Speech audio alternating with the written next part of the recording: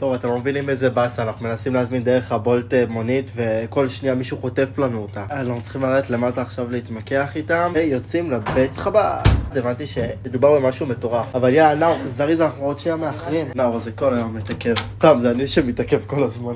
נאור הוא אחראי ומסודר פה, ובאמת פרטנר הכי טוב שאפשר לקחת לחול. גדול, הבית חב"ד זה בחינם, כל הארוחות שם הכל בחינם, אבל אתם יודעים, לא נעים. לכן, כל מי שרוצה לתרום מוזמן לעשות זאת באתר שלהם. הגיע הבולט שלנו, נכנסים. היי, hello, my friend, take me to בית חב"ד. ועצרנו מהבית חב"ד, מהמונית. איפה הבית חב"ד? טוב, אז הנה, הגענו לבית חב"ד.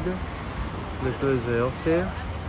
יאללה, זה ממש נראה כמו בית מלון. יאללה, בוא נשים את הטלפונים בתיק, לא נעים. אם מה שנוכל לצלם, נצלם.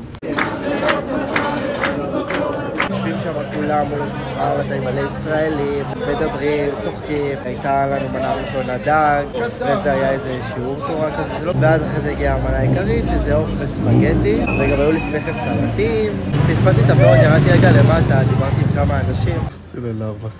יש פה ים דוכנים וים הרבה דברים מה לעשות, אבל אנחנו הולכים למסיבה. יואו, זה אשכרה תנין. לא, זה תנין. אז אחרי שהמונית לקחה אותנו לכאן ב4 שקלים, החלפתי למכנס ארוך, ועכשיו עוד פעם יוצאים לכיוון המונית הבאה שלנו, שתיקח אותנו למועדון הבא שלנו. החלפנו שוב לאובר. לבוט. נסיעה הזאת עולה 9.40. הגענו למועדון הזה, זה רוט 66. קניתי את הכרטיס הזה, זה עלה לי 30 שקל, 300 בת, וקיבלתי פה משקיע חינם. יואו, מה זה? כבר איזה מקום הזה? אומייגאד.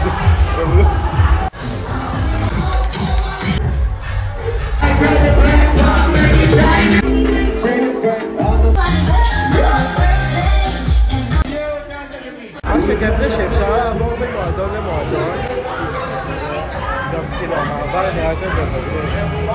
בוקר טוב לכולם. טוב, אז לא קמו ב7 בבוקר, קמנו ב12. כאילו, אני קמתי ב12, נאור עדיין ישן אפילו. יצאתי מהבריכה אחרי הרבה זמן שהיה לי זמן להכין. החלטתי איזה אטרקציה אנחנו הולכים לעשות היום. יאללה, נאור, אתה עדיין במיטה? קום כבר. מה קרה? אנחנו לא בחופש. יאללה, להתעורר, לקום. גון. נוראי, עכשיו מדרדר. יש לנו הרבה דברים לעשות. טוב, אתם תראו את האטרקציה שלנו תכף.